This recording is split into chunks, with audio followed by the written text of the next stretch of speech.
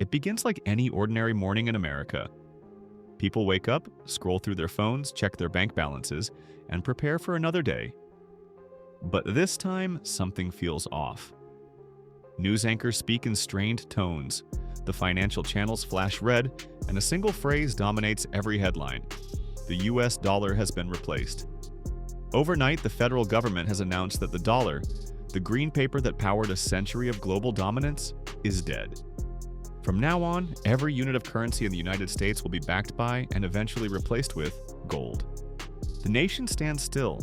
The markets are frozen. Social media explodes with confusion. In homes across the country, people stare at the screen, trying to process what it means.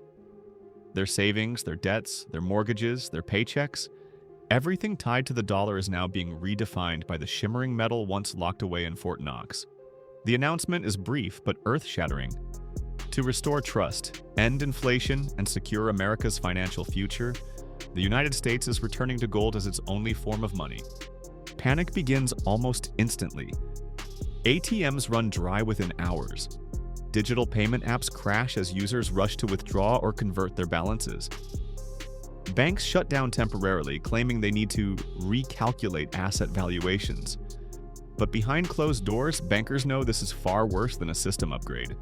The dollar was not just America's currency, it was the bloodstream of global trade. And now that bloodstream has turned to metal.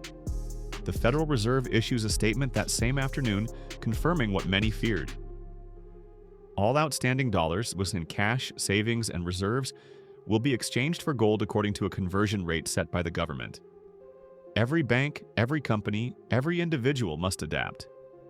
The United States, for the first time in half a century, is no longer running on faith-based fiat money. It is running on weight, on ounces of a finite element dug from the earth. At first, some cheer. Hard money advocates and sound money economists call it a historic victory. Real value has returned, they proclaim.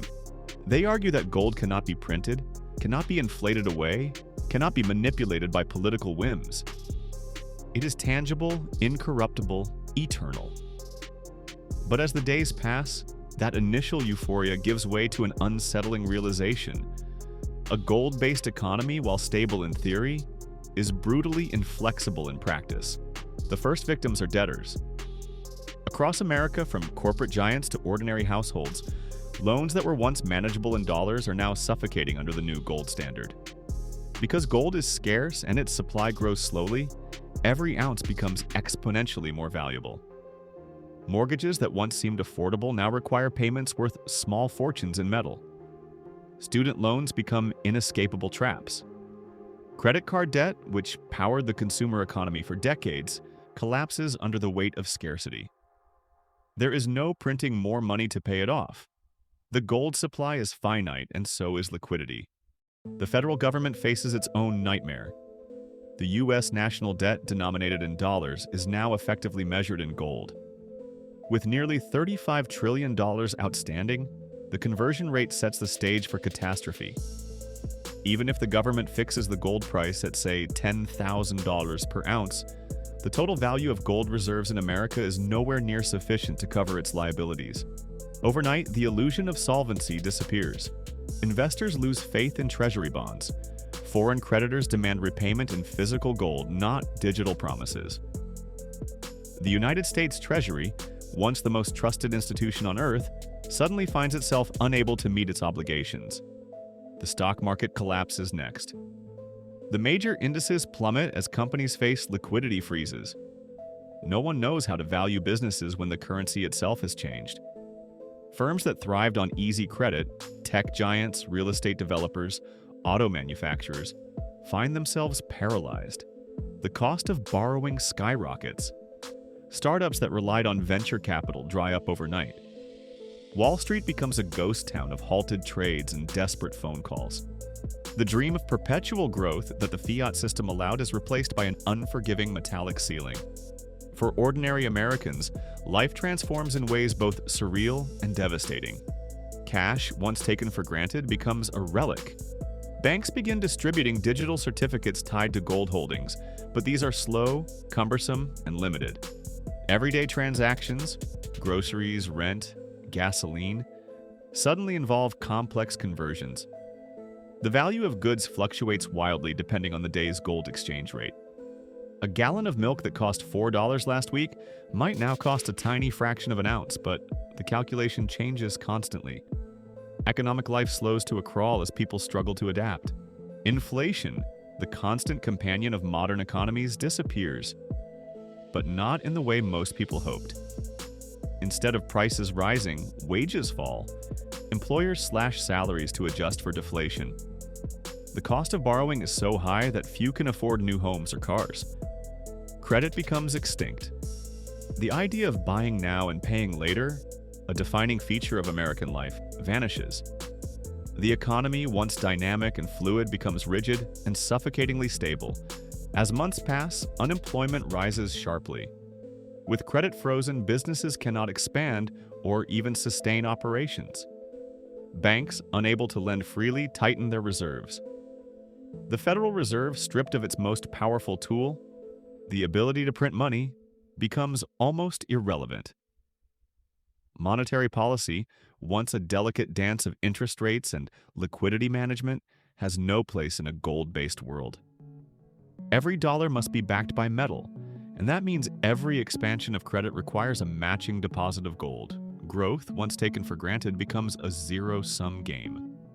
In Washington, political chaos erupts. The administration that enacted the gold reform faces mounting outrage. Protests fill the streets as millions lose jobs, homes, and savings. Critics accuse the government of destroying the economy in pursuit of ideological purity.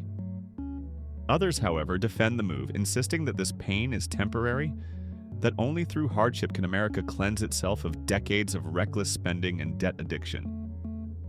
The nation divides sharply between those who believe in the purity of gold and those who long for the return of the dollar. Meanwhile, the global financial order crumbles. For nearly a century, the US dollar served as the world's reserve currency, the unit by which oil, trade, and commodities were priced. Now that the dollar has vanished, foreign markets descend into confusion. Countries holding US assets scramble to convert them into gold, draining America's reserves. International trade grinds to a halt as buyers and sellers struggle to find a common standard of payment. The petrodollar system collapses overnight. Nations like China, Russia, and Saudi Arabia begin hoarding their own gold supplies, preparing for a new era of metallic geopolitics.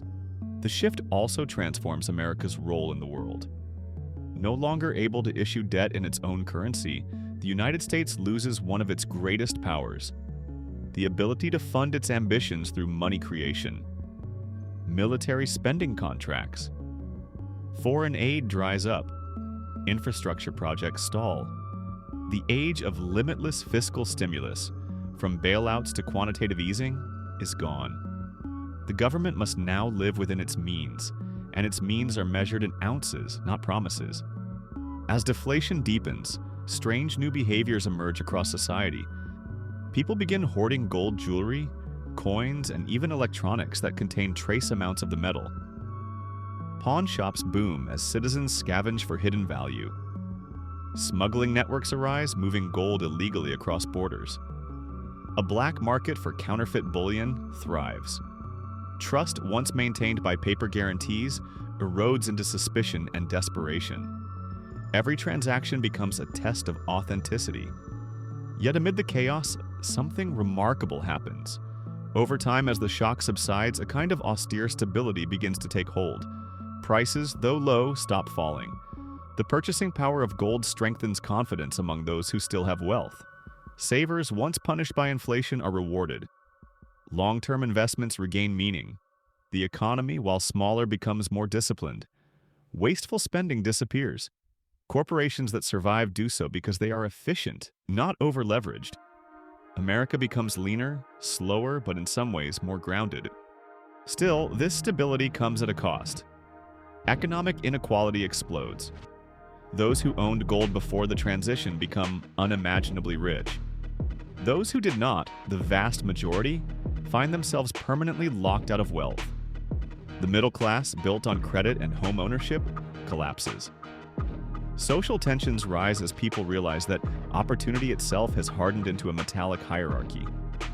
In a world where value is finite, prosperity is no longer shared. It is hoarded. The cultural impact is equally profound. The American dream, once defined by upward mobility, gives way to a more survivalist mentality. People measure success not in dollars earned, but in ounces saved.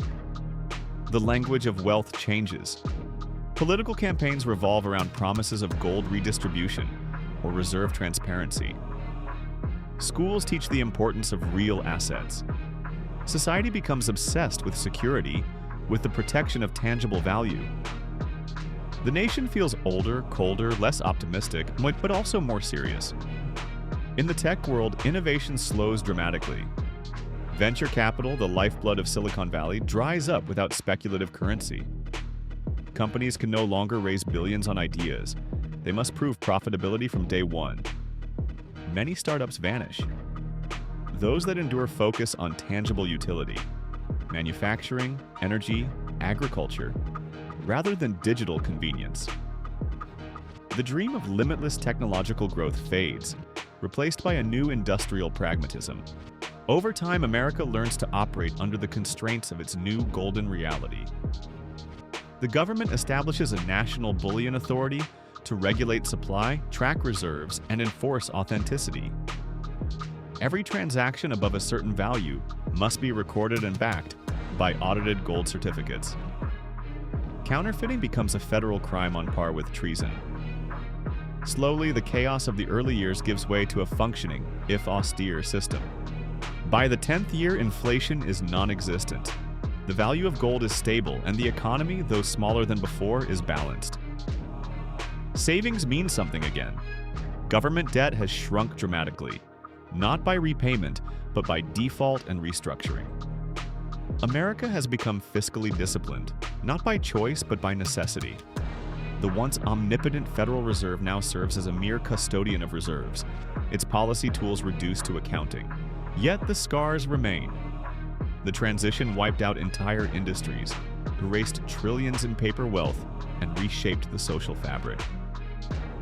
A generation grew up in economic austerity, wary of debt and skeptical of growth. But as strange as it seems, many Americans begin to take pride in their new system. "We live within our means" becomes a national mantra. The country sees itself as purified, reborn through hardship. Foreign nations, watching America's transformation, follow suit in fragmented ways. Some tie their currencies to gold partially, others reject it entirely, choosing flexibility over stability. The global economy splits into two camps: the metallic bloc, led by the US, and the fiat bloc, led by nations that still trust paper. Trade between these blocs is slow and fraught with tension. Exchange rates swing wildly. Economic espionage thrives as countries attempt to locate and secure new gold sources. Decades later, historians would look back on the day the dollar died as both a tragedy and a revelation. It marked the end of an era defined by abundance and the beginning of one defined by restraint. America lost its dominance but gained a new kind of discipline. It learned through pain that wealth built on promises can vanish overnight, but wealth grounded in reality, however limited, endures. And yet, even as the system stabilizes, a quiet debate lingers beneath the surface. Economists argue that by binding itself to gold, the nation has chained its potential. Growth remains stagnant. Innovation is slow. The dream of space exploration, of bold public projects, of rapid progress, all seem distant. Gold has ensured stability, but at the cost of imagination. The economy is safe but static, prosperous but passionless. One night, decades later, an old economist walks through what was once Wall Street, now a quiet district of bullion vaults and auditing offices. He looks up at the cold, golden emblem that adorns the Federal Reserve's new headquarters and sighs. "We traded possibility for permanence," he whispers. And permanence, it turns out, can be its own kind of prison. For the ordinary American, life goes on. The grocery store still sells food. Families still work, save, and dream. But everything is slower. People think twice before spending. The culture of instant gratification has vanished. Children grow up learning the story of the dollar's fall, told like a cautionary tale. And somewhere in Fort Knox, deep underground, lies the beating heart of the new America. Rows upon rows of gold bars, silent and immutable, dictating the rhythm of an entire civilization. In this new world, gold is not just money, it is memory. A reminder of what was lost and what was gained. The gleam of each bar tells the story of a nation that once believed it could create value from nothing, only to rediscover that true value comes from the earth itself. And as generations pass, that lesson becomes the cornerstone of a new identity. An America tempered by restraint, gilded by consequence, and forever defined by the weight of its own treasure.